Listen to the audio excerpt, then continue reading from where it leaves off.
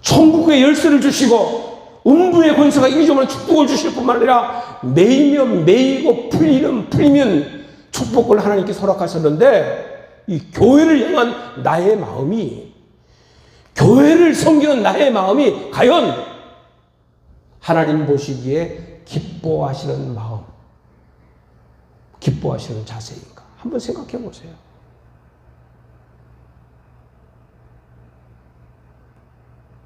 제가 2주 전에 설교하면서 그런 얘기를 했어요. 코로나에 몰입돼 있어가지고 이 시각이 우리가 좁아졌어. 전염병에 매몰돼 있어. 그래서 보세요. 코로나 무서워. 걸리면 안 돼. 제가 통계자료 보니까 일일 평균 코로나 때문에 죽는 사람이 5명. 근데 독감보다는 적더라고요. 근데 거기에 몰입돼 있어가지고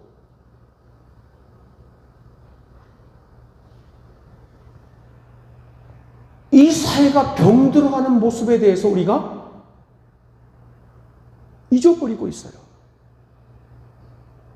코로나 때문에 평균 5명이 죽는데 자살하는 사람은 376명이 오늘 이 하루에도 스스로 희망이 없어서 목숨을 끊습니다. 그런데 대통령도 국회의원도 정부도 세상 사람도 거기에는 관심이 없어. 그냥 코로나에만 그냥 몰입돼 있어. 여러분 5명이 중요합니까? 376명이 중요합니까?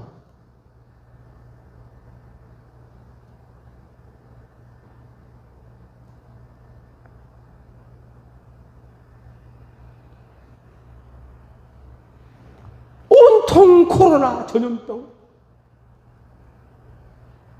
정말 우리가 돌봐야 되고 지켜야 될 사람들을. 저는 참 안타까운 것은 말이에요. 객관적으로 얘기합니다. 저도 한 달에 2번씩 코로나 검사를 받아요. 받으면서 코를 이렇게 쑤시잖아요. 저거 인력하고 점검하는 비용이 과연 얼마나 들까? 그리고 저 검사비는 누구 호주머니로 들어갈까? 그런 생각 해본 적 있어요? 10만 명 검사할 때 1000명 나왔는데 지금 80만 명이 넘었어요. 1일 검사가 80만 명 검사하는데 2000명이 안 넘어섭니다. 그러면 객관적으로 과학적으로 얘기하면 몇 명 검사에서 몇 명 확진자가 나왔으니까 몇 프로입니까? 이렇게 발표해야죠. 저 말이 틀립니까? 10만 명씩 검사했는데 아마 10,000원에서 20,000원 정도 들을 거예요. 인건비까지 따지면 몇만 원 더 추가될 겁니다. 그럼 80만 명이라 그러면, 일 검사자가 80만 명이라 그러면 그냥 검사하는 단순 통계로 해서 액수를 파악하면 과연 얼마나 될까? 그 돈을 375명 죽어가는 사람한테 국밥 한 그릇이라도 사주면 사람이 죽는 것은 희망이 없기 때문에 죽는 거거든요. 이리 보고 저리 보고 둘러보아도 도대체 희망이 없어. 나를 도와줄 사람이 없어. 그러니 죽는 거예요. 그 엄청난 돈을 좀 다른 데 사용하면 어떨까? 그런 생각해요. 우리나라 국민만큼 정부 이야기 잘 듣는 국민이 어디 있어요? 마스크 끼는 거는 국민들한테 맡기고 이제 대략 알잖아요. 우리가 어떻게 해야 되는지. 마스크 껴야 되고 목이 칼칼하면 뜨거운 물 그냥 마시세요. 그리고 이상하면 초등 진압. 병 쌓지 말고 그냥 문제가 있으면 병으로 달려가면 됩니다. 그리고 국가는 심각한 중증 환자에 대해서만 처리하면 되는데 이건 고치지 못하는 일이란 말이에요. 치료하지도 못하는 일이란 말이에요. 그 돈은 다 누구 호주머니로 들어갈까?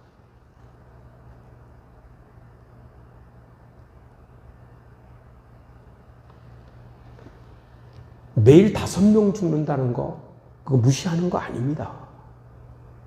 그렇지만은 5명의 생명도 중요하지만 희망을 잃어버리고 죽어가는 하루 376명 평균 잡아서 376명 젊은이들, 노인들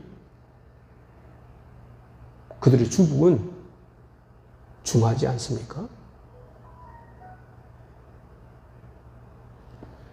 가치에는 경중과 선호가 있다는 얘기예요. 뭐 현실이나 상을 부정하는 얘기 아니에요. 전염병을 부정하는 얘기 아니에요. 근데 우리에게 더욱더 중요한 것은 우리가 지켜야 될 믿음이다.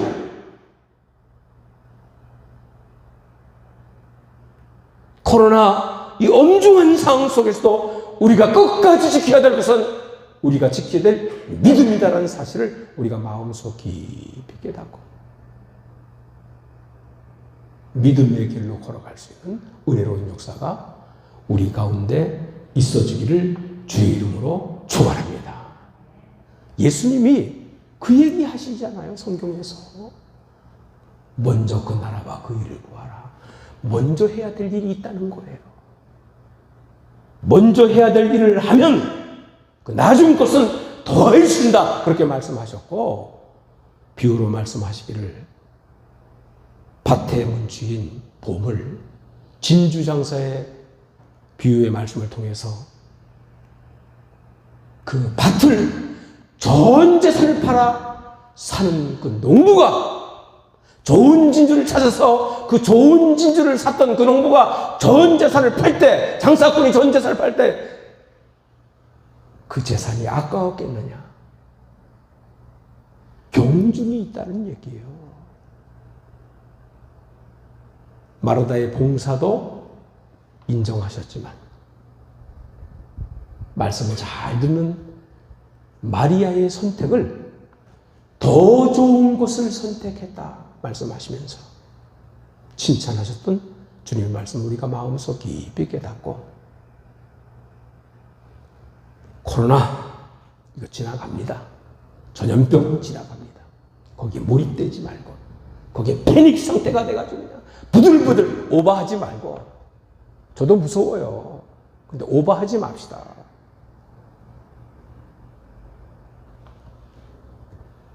내가 더 소중히 여겨야 될 가치, 귀하게 가치 여겨야 될 가치가 무엇인가를 우리가 마음속 깊이 깨닫고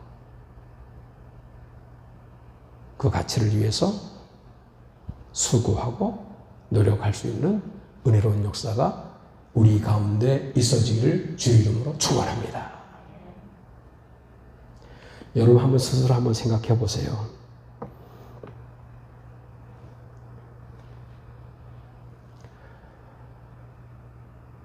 작년 3월부터 시작된 것 같아요. 그죠? 본격적으로 청도에서 신천지 사건 시작해서 그 바톤을 교회가 이어받아서 사실 교회 자체에서 바이러스가 생기는 거 아니거든요. 교회 밖에서 옮겨가지고 접촉을 통해서 전염된다는 건 사실이지만 교회가 코로나의 발상지는 아니에요. 얼마 전에 국회의원들이 어떤 분이 중국발 그러니까 막 흥분하더라고요. 근데 왜 병원발, 교회발 그래? 정치인들은. 중국발은 입에도 못 담게 하면서 말이야. 교회발이 어디 있어요? 병원발이 어디 있어요? 그렇게 얘기하면 안 되지. 3월로 계산하면 1년 6개월 정도 지금 우리가 어려운 상황 속에서 믿음을 지키고 있는데 그건 스스로 한번 답해 보세요. 스스로. 이 1년 6개월 동안 이 엄중한 어려운 이 돌방을 저린 상황 속에서 내 믿음이 성장했다. 마음으로 생각하세요. 내 믿음이 성장했다. 반면에 이 돌발적인 전염병 어려운 상황 속에 내 믿음이 떨어지고 퇴보하고 후퇴했다. 스스로 한번 생각해 보세요. 통계 자료 보니까 코로나 때문에 내 믿음이 떨어졌다. 100명 중에 34.7%더라고요. 참 불행한 일이죠. 그런데 이 어려운 시국 속에서도 내 믿음이 떨어지지 않고 오히려 성장했다. 더 기도하고 더 찬양하고 더 예배드리고 더 믿음으로 산다. 그런 성들이 14%나 되더라고요. 14%나 되더라고요. 제가 말씀을 준비하면서 이 교회사를 쭉 살펴보면서 교회사의 전염병에 대한 기록이 몇 군데 있더라고요. 찾아보니까 로마 시대에 AD 165년 전후에 천연두 때문에, 그때는 뭐 의학이 발달되지 않은 천연두 때문에 교회가 어려움을 당했던 그런 시기가 있고, 두 번째 로마 시대에 251년 전후에 홍역으로 인한 의심되는 전염병으로 인해서 교회가 어려움을 당했더라고요. 그런데 그 두 기간 동안에 오히려 교회가 성장했습니다. 저는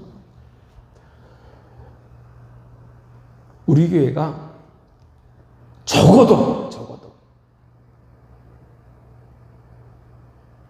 이제 치료제 나오기 시작합니다. 내년이면 나올 거라고는 확신해요.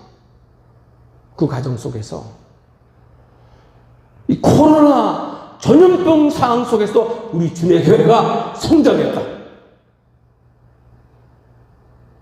이렇게 간증할 수 있는 교회가 되기를 바랍니다. 다른 교회는 떨어지고 후퇴하고 퇴보됐지만 주님의 교회만은 성장했다. 우리가 확실히 성장을 느낀다. 그렇게 간증할 수 있는 아름다운 교회가 되기를 주의 이름으로 축원합니다. 그 거룩한 목표를 가지고 우리가 63주년 복된 주간을 지켜야 되겠다. 믿으시면 아멘 하시길 바랍니다. 이제 말씀을 마무리 짓도록 하겠습니다. 제가 성경 구절 두 구절을 한번 찾아봤어요. 히브리서 4장 2절 말씀 보니까 이런 말씀이 기록되어 있어요.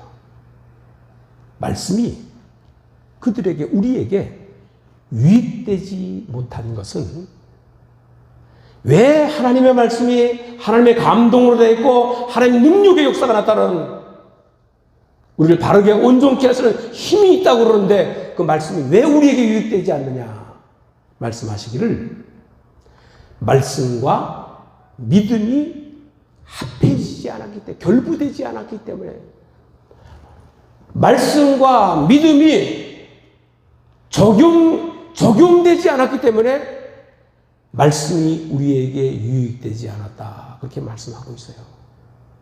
이 어려운 시기에 하나님의 말씀을 더 읽고 그 말씀을 우리의 생활 가운데 적용할 수 있는, 코로나 전염병에 몰입되지 말고 내가 오히려 더 이 어려운 상황 속에 주님의 말씀을 더 사모합니다. 기도할 수 있는 믿음의 귀한 백성이 되기를 주의 이름으로 축원합니다.